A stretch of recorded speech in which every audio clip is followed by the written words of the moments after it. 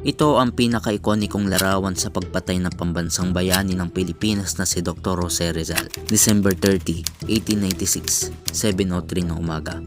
Makikita si Dr. Jose Rizal na nakatayo at nakasuot ng isang derby hat. Sa kabilang banda naman makikita ang isang Pilipinong eskwadron na naatasang barilin si Rizal. At sa likuran naman nila ay may nakasunod na isang pangkat ulit ng Kastilang sundalo. Layunin nito na kung sila ay tumangging barilin si Rizal, babarilin sila ng mga ito. At syempre, hindi mawawala ang squadron leader at alam nyo na, mga praile. Sa likuran merong isang pangkat ng drum corps na may hawak na instrumento, partikular ang tambol na silang nagpatugtog sa araw na yon.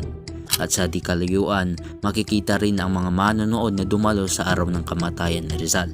Ito lamang ang ilan sa mga nilalaman ng litrato.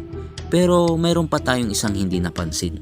Kailangan mo siyang titigan ng malapitan para makita mo. Nahanap mo na. Andito.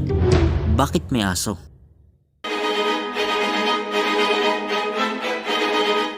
Si Dr. Jose Rizal ay ang pinakatanyag na tagapagtaguyod ng Pilipinas noong panahon ng pananakop ng Kastila. Tinala siya bilang ang isa sa pinakamahusay na bayani. Ang kanyang nobela na Noli Me Tangere at El Filibusterismo ay ang nagpamulat sa mga Pilipino na ipaglaban ng kasarinlan ng Pilipinas mula sa Espanya. At siya rin ang pinakamahalagang sangay upang simulan ng 1896 Philippine Revolution laban sa pangalipin ng mga Kastila. Ang 1872 Cavite Mutiny na dahilan ng pagkabitay na tatlong paring martir na sina Mariano Gomez, Jose Burgos at Jacinto Zamora o mas kilala bilang sa taong Nagumburza ay ang nagudyok sa Batang Rizal upang isulat ang nobelang ito. Naging saksi ang Batang Rizal sa pagkabitan ng tatlong paring martir na ito. Isa si Rizal na namulat at nabati niya ang dahas ng mga Kastila sa mga Pilipino.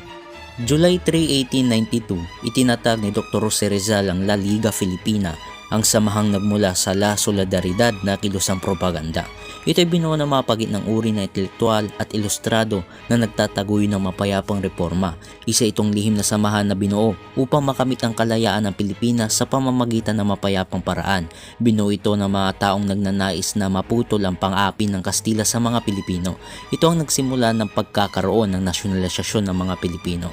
Pangunahing hangarin ng samahang ito ay ang pagkakaisa ng Pilipinas, pagtataguy ng reforma at kilusang propaganda, pagbibigay ng suporta sa edukasyon, agrikultura at komersyo, paglaban sa anumang uri ng karahasan at di makatarungang gawain, pagbibigay ng proteksyon at tulong ng bawat kasapi sa isa't isa.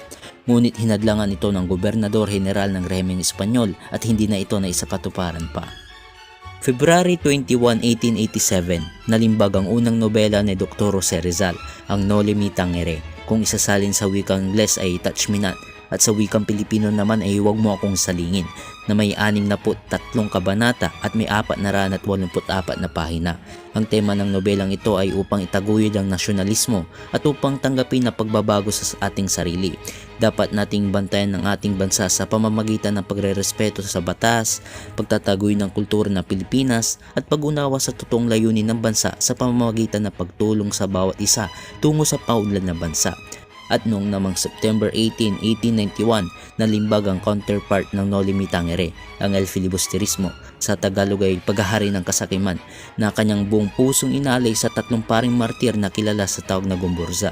Mensahe ng nobelang ito upang maipakita kung paano nabubuhay ang mamamayang Pilipino sa panahon ng kolonya ng Espanya at mga daing at kalungkutan ng mga Pilipino laban sa mga pang-abusong opisyal at gobyerno ng Kastila na pinangungunahan ng mga praile na nagpapasakop ng kanilang sariling interes. Ang dalawang nobelang na ito ay nabasa ng mga Gobernador General ng Espanya at inutusan ng dakpin si Rizal.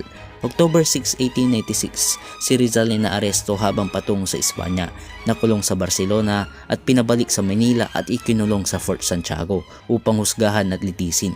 Inakusahan siya ng pagiging traidor sa Espanya at utak ng revolusyon. Pinakiusapan niya ang kanyang pagiging inosente, ngunit nahatulan pa rin siya ng lahat ng tatlong paratang na rebelyon, sedisyon at sabuatan. Kalaunan, si Rizal ay tinuring na isang kaaway ng estado ng mga otoridad ng Espanya sa paglalathala ng kanyang dalawang dakilang nobela na Noli Me Tangere at El Filibusterismo. December 26, 1896, hinatulan si Dr. Jose Rizal ng kaparusahang kamatayan.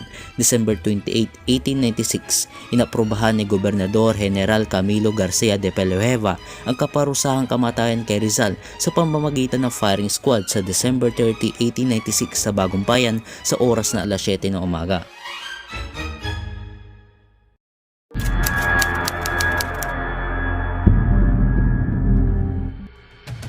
December 29, 1896, 24 na oras bagong execution kay Rizal, 6 a.m.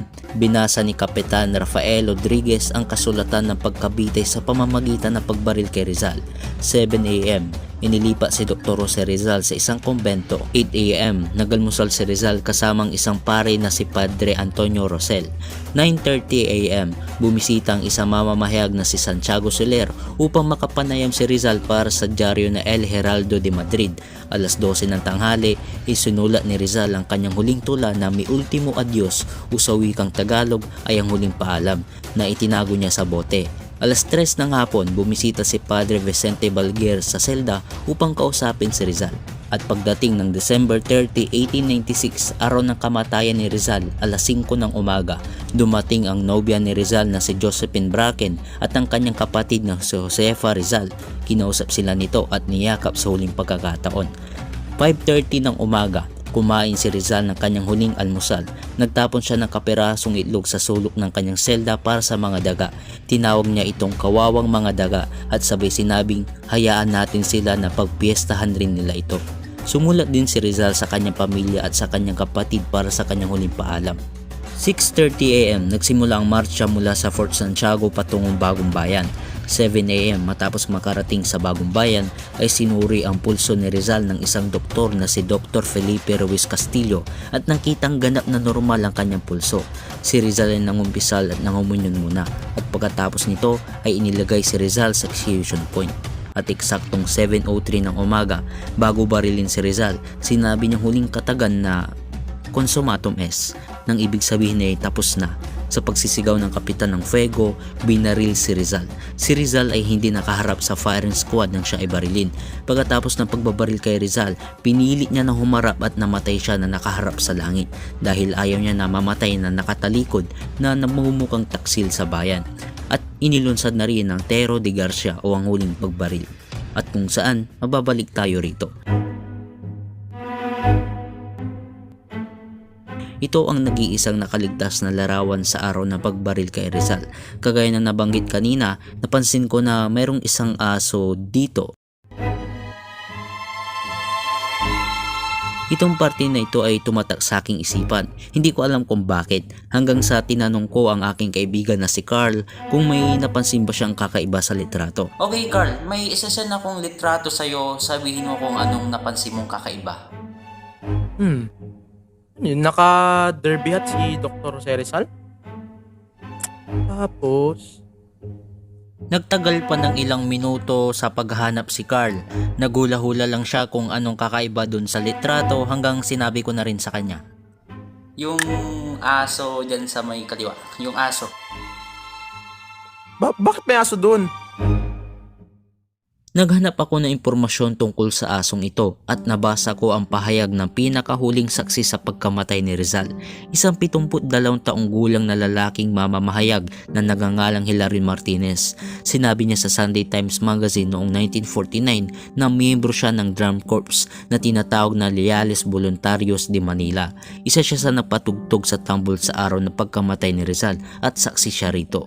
Nabanggit niya rin ang tungkol sa aso. Sinabi niya sa kanyang pahayag na pagkatapos ng pagbaril kay Rizal, biglang may sumulpot na aso sa kawalan at inikutan niya ang katawan ni Rizal habang tumatahol at humahagulgol. Yan ang pahayag ni Hilarion Martinez at wala na siyang nasabing impormasyon tungkol sa asong ito. At naghanap pa ako ng reliable source tungkol sa asong ito pero wala na ako mahanap.